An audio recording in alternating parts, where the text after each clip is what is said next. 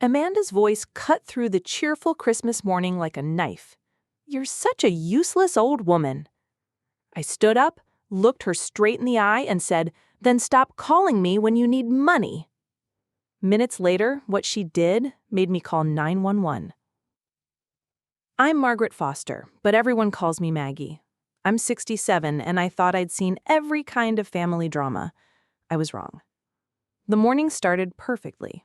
My son Brian invited me to spend Christmas with his family, which didn't happen much anymore. His wife, Amanda, usually kept gatherings small, but this year she sounded unusually excited to include me. That should have been my first warning. I arrived at their Denver home at 10 o'clock sharp, holding my famous apple crisp and gifts for my grandkids, Jake, 16, and Emma, 14. The house smelled like cinnamon and pine. Soft Christmas music played in the background. "Grandma Maggie!" Emma ran over and hugged me, beaming. Jake tried to act cool, but still smiled and helped carry my bags. Amanda greeted me with a perfect, fake-looking smile. "Margaret, so glad you could make it. The kids have been talking about you all morning." Brian hugged me warmly, and for a while, everything felt normal. We opened presents, laughed, and I even helped Amanda in the kitchen as she finished the Christmas dinner. That's when things started to shift. "Margaret," Amanda said, pulling the turkey from the oven, "could you grab the desserts from the counter? I want everything ready." I looked. Pumpkin pie, chocolate cake, a store-bought apple tart, but no sign of my apple crisp. "Where's my apple crisp?" I asked. Amanda didn't look up. "Oh, that. I put it in the pantry. We already have plenty of desserts, and Brian said store-bought is easier for cleanup." It stung, but I kept my voice calm. I've been making that recipe for 30 years. It's Jake's favorite. "Well, case change," she said, shrugging. I could have let it go. I should have. But her tone pushed me. "Amanda, I spent 3 hours making that crisp. The least you could do is serve it." That's when she snapped. 3 hours? Her voice went sharp. 3 hours for a dessert nobody even asked for? This is exactly what I mean, Margaret. You just assume you're wanted. You assume we need your traditions. You assume we need you here at all. The kitchen went silent, except for something bubbling on the stove. In the living room, I could still hear Brian and the kids laughing, completely unaware of what was happening 10 feet away. "I brought dessert because that's what family does," I said quietly. "I've been bringing dessert to family dinners for longer than you've been part of this family." Amanda's eyes flashed dangerously. "Longer than I've been part of this family? Is that supposed to mean something? Because let me tell you what I know about family. Family doesn't show up unannounced and rearrange the refrigerator. Family doesn't criticize how we parent our children. And family doesn't expect to be catered to just because they're old." Each word felt like a slap. I've never done any of those things. "Haven't you?" Amanda moved closer, her voice dropping to a harsh whisper. "The refrigerator thing was last month, when you helped put away groceries and reorganized everything because you thought we were storing things wrong. The parenting comment was 2 weeks ago, when you suggested Jake might benefit from more structure. Should I go on?" I stared at her, realizing that every innocent gesture, every well-meaning suggestion had been cataloged and filed away as ammunition for this moment. I was trying to help. "You were trying to control," she snapped, "just like you always do, just like you did when Brian was growing up, and just like you're doing now with my children. The constant advice, the little gifts that come with strings attached, the way you act like you know better about everything." The accusation about gifts with strings attached hit particularly hard because it was so untrue. "What strings, Amanda? When have I ever—" "The money, Margaret. Let's talk about the money you've been giving Brian, the little loans you never expect to be repaid, the way you slip him cash when you think I'm not looking. Do you think that doesn't come with strings? Do you think we don't feel obliged to include you, to put up with your interference because of your generosity?" I felt like she'd punched me in the stomach. I give Brian money because I love him, because I want to help. You give Brian money because it makes you feel needed. It gives you power over our decisions, over our lives. And when we don't dance to your tune fast enough, you pull out the guilt trips about how much you've sacrificed for this family. That's not true, isn't it? Amanda leaned closer.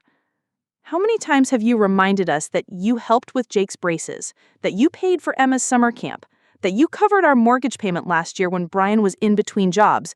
You keep a running tab in your head, don't you? I opened my mouth to deny it, but the words wouldn't come, because while my intentions had never been manipulative, I couldn't honestly say I'd never felt hurt when my help went unnoticed or unappreciated. Amanda saw my hesitation and pounced.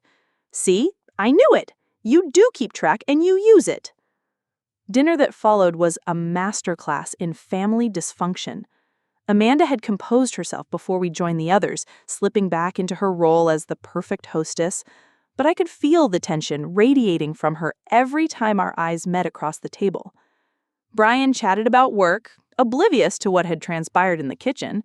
The kids talked about school and friends, their excitement about new Christmas gifts making them more animated than usual. And I sat there, mechanically eating Amanda's perfectly prepared meal, wondering how long this resentment had been building. "Grandma, aren't you going to have any apple crisp?" Emma asked when Amanda brought out the dessert tray. Before I could answer, Amanda jumped in smoothly. "Oh, Grandma didn't bring apple crisp this year, honey, but look at this beautiful chocolate cake. Your favorite." The lie was delivered so casually, so convincingly, that even I almost doubted what had happened earlier. "But I saw the dish in the pantry when I got more napkins, the one with the crumbly top that Grandma always makes." Amanda's smile tightened almost imperceptibly. "That's just some leftovers from earlier in the week, sweetheart. Nothing special." "Can we have some anyway?" Jake pressed, starting to stand up. "Sit down, Jake." Amanda's voice carried a sharp edge that made both kids freeze. The silence that followed was thick with confusion. Brian finally cleared his throat. "Everything okay, honey?" Amanda's laugh was bright and brittle. "Of course! Just trying to keep things organized. You know how chaotic Christmas can get." But Jake wasn't ready to let it go. With the determination only a 16-year-old can muster when they sense injustice, he looked directly at me. "Grandma, did you make your apple crisp this year? The one with the oats on top that Grandma always makes?" I met his eyes, then glanced at Amanda. Her expression was carefully neutral, but I could see the warning there. This was my choice. I could play along with her version of events, let her maintain control of the narrative, or I could tell the truth and risk escalating the conflict. "Yes, Jake, I made it yesterday." "Then why can't we—" "Because," Amanda interrupted, her voice rising despite her obvious effort to control it, "sometimes adults make decisions about what's appropriate for special occasions, and sometimes," she looked directly at me, "people need to learn that not every tradition needs to be preserved just because it's old." The insult was subtle enough that Brian missed it entirely, but I felt it like a physical blow. She wasn't just talking about the apple crisp anymore. "I see," I said quietly. "Good," Amanda replied, cutting herself a large piece of chocolate cake. "I'm glad we understand each other." But we didn't understand each other. Not at all. Because what I was beginning to understand was that Amanda had been systematically erasing me from this family's traditions, and this Christmas dessert situation was just the latest casualty. I thought back over the past year. How many family gatherings had I been excluded from with vague excuses about keeping things small? How many times had Brian mentioned events after the fact, apologizing for the oversight of not inviting me? How often had I been told that the kids were too busy with school and activities to visit, only to see on social media that they had plenty of time for other relatives? The realization settled in my chest like a cold weight. This wasn't about the apple crisp. This wasn't even about today. This was about Amanda's quiet campaign to minimize my presence in their lives while still maintaining access to my financial support when convenient. After dinner, I volunteered to help clean up, hoping for a chance to speak privately with Brian. But Amanda had orchestrated the post-meal activities with military precision. Brian was sent to the garage to work on some project with Jake. Emma was dispatched upstairs to organize her new clothes, and I found myself alone in the kitchen with Amanda. Perfect. This was exactly what she'd wanted. "I suppose you're proud of yourself," she said without preamble, scraping plates with more force than necessary. "I'm not sure what you mean." "The little scene at dinner, making me look bad in front of the children. Very mature, Margaret." I set down the serving dish I had been carrying to the sink. "Amanda, I need to understand what's happening here. I feel like I'm missing something important." She turned to face me, abandoning all pretense of politeness. "What you're missing is the fact that this is my family, my home, my children, and I'm tired of pretending that your constant presence and interference are welcome. Brian is my husband. Those children are mine. This house is mine. And I decide who gets to be part of our family celebrations and who doesn't."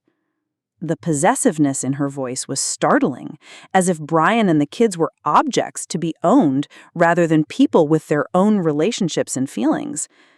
"You can't just erase me from their lives because you feel threatened." Amanda laughed, a sound devoid of humor. "Threatened by you, Margaret?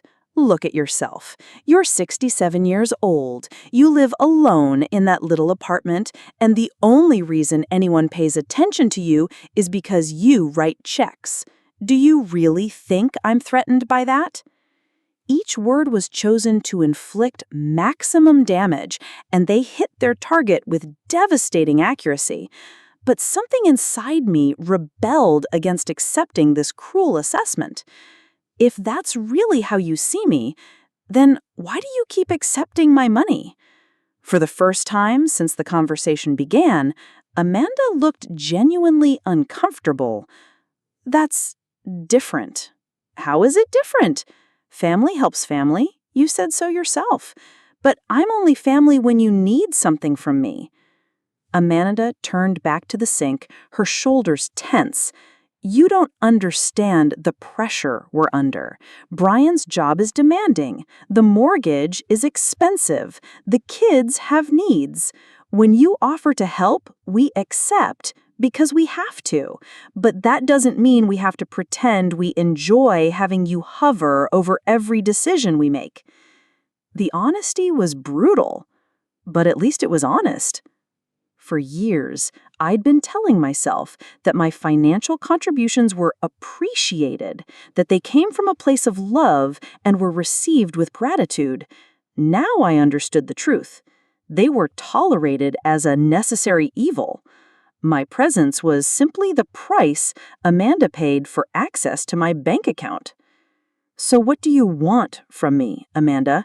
Do you want me to keep writing checks and stay away from family gatherings?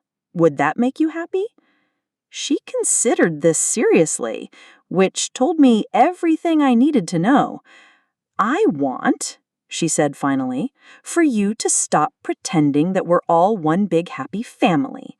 I want you to accept that your role in our lives is limited, and I want you to stop making Brian feel guilty every time we don't include you in something." I've never made Brian feel guilty about anything. Haven't you? What about that phone call last month when you told him how lonely you were during Emma's birthday party? What about the time you mentioned how quiet your Thanksgiving was after we decided to go to my sister's? You may not realize you're doing it, but you are. I stood in that kitchen, listening to Amanda's litany of my supposed crimes, and felt something shift inside me. Not sadness, not anger, but a peculiar clarity, like someone had just turned on a bright light in a room where I'd been stumbling around in the dark for years. "You're right," I said quietly. Amanda looked surprised. She'd clearly been prepared for an argument, not a capitulation. "Am I?" "You're absolutely right. I have been making assumptions about my place in this family. I assumed that because I love Brian and those children, that love was reciprocated in the same way. I assumed that my contributions were appreciated rather than simply tolerated. I assumed I was wanted rather than merely useful." Amanda's expression was wary now, as if she sensed a trap. "But you know what, Amanda? You've just given me the most valuable gift I could have asked for this Christmas. You've given me the truth. And now that I know where I stand, I can make some adjustments." "What kind of adjustments?" I smiled. There must have been something unsettling about that smile, because Amanda actually took a step back. "Well, let's start with the obvious one. If my role in this family is purely financial, then we should probably treat it like the business arrangement it apparently is. No more random gifts, no more emergency loans, no more assumptions about what family owes each other." "Margaret, that's not what I—" "Isn't it? You just told me that you accept my money because you have to, not because you want to. You told me that my presence is the price you pay for my financial help. So let's eliminate that price, shall we? From now on, if you need money, you can ask for it. No more family gatherings, no more pretending we all enjoy each other's company, just business." Amanda's face had gone pale. "You're being ridiculous. I never said—" "You said exactly that, Amanda. You told me you don't understand the pressure you're under, that you accept my help because you have to. Well, now you won't have to anymore. You can find other ways to manage your pressure." The sound of footsteps in the hallway interrupted our conversation. Brian appeared in the doorway, Jake right behind him. "How are my favorite ladies doing?" Brian asked with forced cheer. He could obviously sense the tension, even if he didn't understand its source. "Just having a nice chat," Amanda said quickly, "about holiday traditions and changes." I looked at my son, this man I'd raised, loved, and supported for 42 years, and wondered when he'd become so adept at avoiding uncomfortable truths. When had he learned to accept Amanda's version of reality without question? When had he stopped being curious about my feelings or well-being? "Dad," Jake said suddenly, "Mom won't let us have Grandma's apple crisp. It's in the pantry, but she says we can't eat it." Brian looked confused. "Apple crisp? Mom, did you bring apple crisp?" "She did," Jake pressed on with teenage persistence, "but Mom said it wasn't appropriate for Christmas dinner." I watched Brian's face as he processed this information. I could see him trying to figure out how to navigate between his wife's wishes and his confusion about why apple crisp would be inappropriate for any family meal. "Well, maybe we can have it later as a midnight snack or something." It was a diplomatic answer, but it revealed everything about the dynamic in this house. Mammon made the decisions, and Brian found ways to work around them without direct confrontation. "Actually, I think I should head home. It's been a long day, and I'm feeling a bit tired." The protests were immediate and predictable. Brian insisted it was too early for me to leave. The kids wanted to show me more of their presence, and even Amanda made token objections about staying for coffee and more dessert. But I could see the relief in Amanda's eyes. She'd gotten what she wanted. A clear understanding between us about the nature of our relationship going forward. No, I really should go," I said, accepting hugs from Jake and Emma. "Thank you for a lovely Christmas dinner." Brian walked me to the door, carrying my coat and the untouched dish of apple crisp. "Mom, is everything okay? You seem different." I paused at the threshold, looking back at the warm, beautifully decorated house where I had just learned I was no longer truly welcome. "I'm fine, sweetheart. Just thinking about some changes I might need to make in the new year." "What kind of changes?" "Oh, nothing dramatic, just reassessing some things. Priorities, you know." Brian's expression was concerned but not alarmed. After all, his 67-year-old mother talking about reassessing priorities probably seemed like normal aging behavior, not the beginning of a complete restructuring of our relationship. "If you need anything, you know you can call, right?" "Of course," I agreed, though we both knew that calling had become increasingly pointless over the past few years. My calls were answered with polite conversation and quick excuses to end the chat. I drove home slowly, taking the long way through neighborhoods decorated with Christmas lights and inflatable lawn ornaments. Families were visible through lit windows, gathered around dinner tables and Christmas trees. I wondered how many of those scenes were as dysfunctional as the one I just left. Back in my small apartment, I sat at my kitchen table with a cup of tea and began making a list. Not a to-do list or a grocery list, but an accounting of sorts. Every loan I'd made to Brian and Amanda over the past 5 years, every emergency payment, every temporary help with bills, every gift substantial enough to impact my own budget. The total was staggering, more than I'd realized. Certainly more than I could afford to continue if I wanted to maintain my own financial security in retirement. But the money wasn't really the issue. Money could be earned back. Budgets could be adjusted. At my age, I didn't need much to be comfortable. The real issue was dignity, self-respect, the ability to look at myself in the mirror and recognize the person looking back. For too long, I'd been buying tolerance and calling it love. I'd been accepting scraps of attention and calling it family closeness. I'd been enabling Amanda's control and calling it keeping the peace. That ended today. My phone rang as I was finishing my calculations.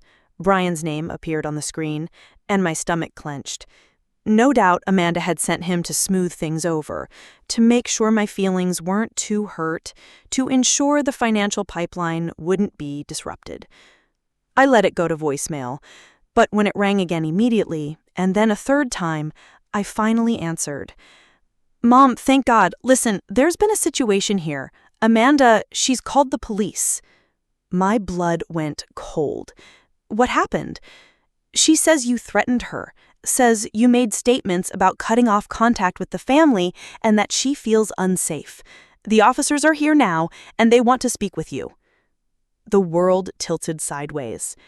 After everything that had happened today, after all the cruel words and calculated humiliations, Amanda was playing victim, and she was using the police to do it. 20 minutes later, I was sitting in my own living room answering questions from Officer Patricia Wells, a no-nonsense woman in her 40s who looked like she'd seen every kind of family drama imaginable. "Mrs. Foster," she said, flipping open her notebook, "your daughter-in-law claims you made threatening statements about cutting off all contact with the family, and that your behavior today was erratic and concerning. Can you tell me your version of what happened?" I almost laughed. After years of Amanda's manipulation, she'd finally overplayed her hand. "Officer Wells," I began calmly, "Amanda told me today that my role in the family is purely financial. She explained that they tolerate my presence because I help with their expenses, but that they don't actually enjoy having me around. When I said I understood and would adjust my expectations accordingly, she apparently interpreted that as a threat." She made notes. "What kind of financial help are we talking about?" I pulled out the list I'd been making when Brian called. "Over the past 5 years, I've provided approximately $43,000 in loans and gifts. Mortgage payments, car repairs, children's expenses, none of which I've ever asked to be repaid." Her eyebrows rose slightly. That's substantial. And you never expected repayment? I'm a mother, Officer Wells. I help my family because I love them. Or at least that's what I thought I was doing. Today I learned I was actually paying for the privilege of being treated poorly. She studied me for a long moment. Mrs. Foster, I need to ask directly. Did you make any statements that could be interpreted as threats? I told Amanda that if our relationship was purely financial, we should treat it as such. No more family gatherings where I'm barely tolerated. No more pretending we all enjoy each other's company. If they need money, they can ask directly. But I won't continue subsidizing people who clearly resent my presence. She closed her notebook. That doesn't sound like a threat to me. It wouldn't be to a reasonable person, but Amanda isn't reasonable. She's been systematically isolating me from my son and grandchildren while maintaining access to my bank account. Today, when I finally understood what was happening and said I wouldn't continue enabling it, she panicked. Mrs. Foster, I need to ask directly. Can you show me any threatening texts or voicemails you might have received? I showed her my phone. No threatening messages. Just the usual family updates and requests for help. After she left, I sat in my quiet apartment and realized something profound. I wasn't devastated. I wasn't heartbroken or desperate to fix things with Amanda. I was angry. Cleanly, purely angry. Amanda had made a critical error. By calling the police, she'd forced this conflict into the open, where it could be examined objectively. And under objective examination, her position looked exactly like what it was: manipulative, cruel, and unsustainable. My phone buzzed with a text from Brian. Mom, I'm sorry about the police thing. Amanda was upset and overreacted. Can we talk tomorrow and sort this out? I stared at that message for a long time. Even now, after everything that had happened, Brian was framing this as Amanda being upset rather than deliberately malicious. He was suggesting we sort this out, as if I was equally responsible for the conflict. I didn't reply. Instead, I opened my laptop and began researching something that had been nagging at the back of my mind all evening. Amanda Mitchell, now Amanda Foster, had been remarkably vague about her life before meeting Brian. I'd always attributed this to normal privacy, assuming she'd had relationships before marriage. But sitting at my computer that night, I realized I knew almost nothing concrete about my daughter-in-law's background. Where did she go to college? What was her maiden name? Where did she work before becoming a stay-at-home mother? Basic questions that, after 8 years of family membership, I couldn't answer. Brian had met her at a Denver coffee shop where she had been working as a manager. That much I knew. But when I searched for Denver coffee shops that might have employed someone named Amanda Mitchell around 2015, I hit dead ends. Either the shops had closed, been renamed, or their employee records weren't publicly accessible. What I could find, however, were court records. 3 Amanda Mitchells in the Denver area had been involved in civil litigation between 2010 and 2015. 2 were clearly different people, wrong ages, wrong physical descriptions. But the third, Amanda J. Mitchell, aged 28 in 2014, had been sued by a former employer for embezzlement. The case was settled out of court, records sealed, but the initial filing was still accessible. She'd been accused of systematically stealing from client accounts over an 8-month period, using her position as office manager to cover her tracks. The timeline fit perfectly. The case was settled in early 2015. Brian met Amanda in late 2015. A woman with a sealed embezzlement case on her record might well need to reinvent herself, find a stable man with family money, create a new life built on someone else's financial foundation. I sat back in my chair, pieces clicking into place. Amanda's insistence on managing all the household finances, her detailed knowledge of our family's financial situation, information that had to come from Brian, but which she wielded with surprising precision. Her systematic isolation of me from family activities while maintaining access to my financial support. This wasn't just about a daughter-in-law who didn't like her mother-in-law. This was about a woman with a history of financial manipulation who'd found the perfect setup: a generous husband with a wealthy mother, both too trusting to ask hard questions about her past. But I needed more evidence before I could act on these suspicions, and I needed to understand exactly how deep Amanda's manipulation went. The next morning, I called my bank and requested copies of all checks I'd written to Brian or Amanda over the past 5 years. Then I called my financial advisor and asked him to walk through my account activity, particularly any large withdrawals that might have been made to help my family. What I learned made my blood run cold. According to my records, I'd been far more generous than even I had realized. The $43,000 I'd calculated was just the direct payments. There had been numerous other transactions: gift cards purchased for the grandchildren but delivered to Amanda, deposits made directly into their account during financial emergencies, even payments made to vendors for home repairs and improvements. The total was over $67,000 in 5 years. But here's what really caught my attention. Several of the emergency payments had been requested during months when Brian's salary should have been more than adequate to cover their expenses. Unless their spending was completely out of control, or unless someone was siphoning money from their household budget. I thought about Amanda's designer handbags, her frequent spa days, her expensive yoga classes she flaunted on social media. I thought about how she always seemed to have money for her personal interests while claiming they were struggling with basic household expenses.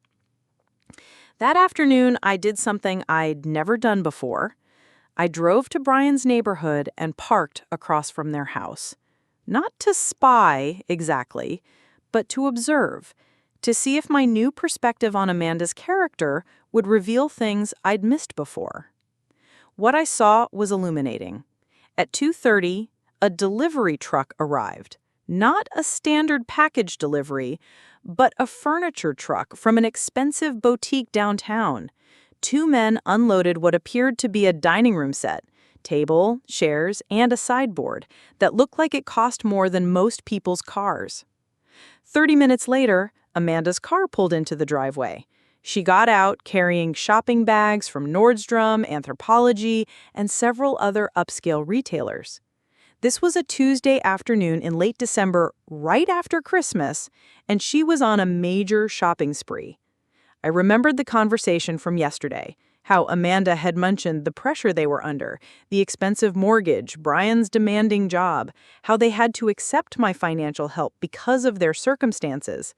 Yet here she was, spending what looked like thousands of dollars on furniture and clothes less than 24 hours after playing the victim to police officers. My phone rang. Brian's name appeared on the screen, and this time I answered. "Mom, I'm glad you picked up. We need to talk about what happened yesterday. Amanda's really upset, and I think there are some misunderstandings we need to clear up." "Brian," I said evenly, "where are you right now?" "At work." "Why?" "Just curious," I said. "Is Amanda home today?" "Yeah." "She had the day off." "She was going to catch up on some errands and maybe do some after-Christmas shopping. The kids were at friends' houses, so she had some time to herself." After-Christmas shopping with what money? I wondered.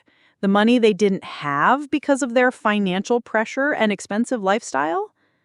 "Brian, I need to ask you something, and I want you to think carefully before you answer. How much money do you think I've given your family over the past 5 years?" There was a long pause. "I don't know." "Mom, we've never kept a running total. You've been generous, but..." $67,000? "Brian." The silence stretched so long I thought we'd been disconnected. "That can't be right. I have bank records, canceled checks, and transaction histories. $67,000 in loans, gifts, emergency payments, and direct expenses I've covered for your family." "Mom, even if that number is accurate, You've never made us feel obligated. Have you? According to Amanda, that money comes with strings attached. According to her, you both feel obligated to include me in family activities because of my financial contributions. She told me yesterday that you accept my help because you have to, not because you want to. Another long silence. She said that?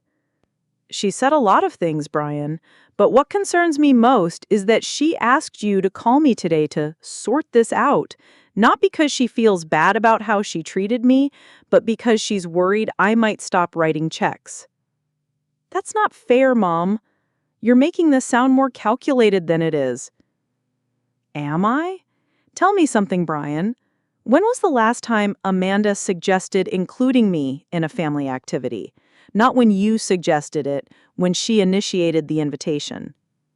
I could hear him thinking, searching his memory for an example that would prove me wrong. Yesterday. Christmas dinner was her idea. And how did that work out? That evening, I received a phone call that changed everything. The caller identified herself as Detective Sarah Reeves from the Denver Police Department's Financial Crimes Unit. Mrs. Foster, I understand you've been researching someone named Amanda Mitchell. Can I ask why you're interested in her? My heart stopped. Who is this really? Ma'am, I'm a detective with Denver PD. Your internet searches triggered some alerts in our system. Amanda Mitchell is a person of interest in an ongoing investigation, and we'd like to speak with you about your connection to her. The world tilted sideways. She's my daughter-in-law, Amanda Foster now. She married my son. When did this marriage take place? 2016? They've been married about 8 years. Mrs. Foster, would you be willing to come to the station tomorrow morning? There are some things you need to know about Amanda Mitchell, and there are some things we need to know about your relationship with her. I barely slept that night. Every interaction with Amanda over the past 8 years replayed in my mind, viewed through the lens of what I was beginning to suspect, that she was not just manipulative, but professional criminal. At 9 a.m. sharp, I was sitting in Detective Reeves' office, looking at a file folder with Amanda's photo clipped to the front. Mrs. Foster, Amanda Mitchell, has been using multiple identities for at least 10 years. The embezzlement case you found online was just the beginning. She's been married twice before under different names, and in both cases, she systematically drained her husband's finances before disappearing. I felt sick. What about my son? What about the children? The children appeared to be legitimately his based on our investigation, but Amanda Mitchell, or Amanda Foster as she's known now, has been running a long-term con on your family. She's been using your financial support to fund a lifestyle that includes a secret apartment, a second car registered under a different name, and what appears to be preparation for another disappearance. Another disappearance?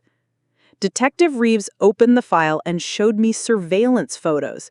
Amanda at a bank I didn't recognize. Amanda meeting with a man I'd never seen.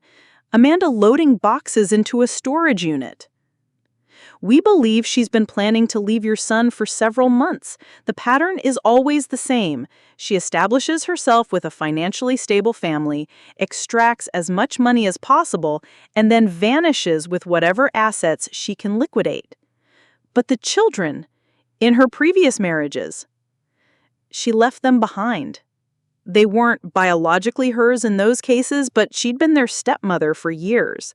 She has no problem abandoning children when it suits her purposes. I stared at the photos, thinking about Jake and Emma and how devastated they would be if Amanda just vanished from their lives. But then another thought struck me. Detective, if you know all this, why haven't you arrested her? We've been building a case, but we needed more evidence of active fraud. Your research yesterday, combined with the information you can provide about the money she's taken from your family, gives us what we need to move forward. What do you want me to do? Detective Reeves leaned forward. "Mrs. Foster, we want you to help us catch her in the act." The plan was elegantly simple. I would approach Amanda with an offer she couldn't refuse, a substantial early inheritance that I wanted to give the family for tax implications. The amount would be large enough to trigger her greed, but structured in a way that would require her to reveal her hidden accounts and financial preparations. It took me 3 days to set everything up. During that time, I had to act normally, taking Brian's calls and pretending nothing had changed. The hardest part was not warning him about what was coming. Detective Reeves had insisted that for the operation to work, Brian couldn't know what we were planning. On Friday morning, I called Amanda directly. "Amanda, I'd like to speak with you about something important. Could you meet me for coffee this afternoon?" She sounded surprised, but agreed. We met at a neutral location, a coffee shop in downtown Denver, where Detective Reeves and her team could monitor our conversation. "Amanda, I've been thinking about our conversation on Christmas Day, and you were right about several things. I have been too involved in your family's business, and I haven't respected your boundaries." She looked suspicious, but nodded. "I appreciate you saying that, Margaret. I want to make amends, and I want to do something that will benefit your family's future without requiring my ongoing involvement." I pulled out a folder prepared by the detective team. I'm prepared to give Brian and The children a substantial gift, $200,000, but I want to do it in a way that minimizes tax implications. Amanda's eyes lit up, but she tried to hide her excitement. That's very generous. There are some complications with transferring that much money, particularly since some of it would need to go into accounts that aren't jointly held. I'll need information about all your family's accounts, including any personal accounts you might have for managing household expenses. This was the moment. If Amanda was legitimate, she'd suggest involving Brian in these discussions. If she was running a con, she'd try to handle it herself to maintain control. "I can handle that," Amanda said quickly. "Brian's swamped with work, and I take care of all our finances anyway. It'll be easier if you and I work directly." "Great," I replied. "I'll need the account numbers, routing info, and balance verification for tax purposes." For the next 20 minutes, she rattled off details, not just about their joint accounts, but also 3 extra ones I'd never heard of. Then she mentioned investment accounts and even a consulting business account I didn't know she owned. What she didn't know was that I was recording everything, and Detective Reeves was sitting at another table, watching. "There's one last thing, Amanda," I said calmly. "The transfer needs to happen within a few days to meet the tax deadline. Can you make sure all these accounts are ready to receive funds?" "Absolutely," she said with a smile. "Margaret, I think we got off on the wrong foot at Christmas. This feels like a fresh start for our family." When I walked back to my car, my phone rang. It was Detective Reeves. "Mrs. Foster, we've got everything. 3 of those accounts are under fake names, and one's been getting regular transfers from your family's joint account. We'll make the arrests tomorrow morning." The next morning, Brian called me, his voice shaky. "Mom, Amanda's been arrested. They're saying she's wanted for fraud in 3 states. They're saying she's not even who we thought she was." Later that day, I sat in my quiet apartment, sipping tea and eating a warm slice of my apple crisp. In 1 week, everything had changed. Amanda was in custody, facing charges that could keep her locked up for years. Brian was heartbroken, but finally seeing how deeply she'd manipulated him. The kids were safe, slowly learning that their grandmother had been protecting them all along. And me? I had my dignity back. I wasn't a victim anymore. At 67, I'd learned it's never too late to stand up for yourself. Sometimes the best revenge isn't payback. It's refusing to let anyone hurt you again.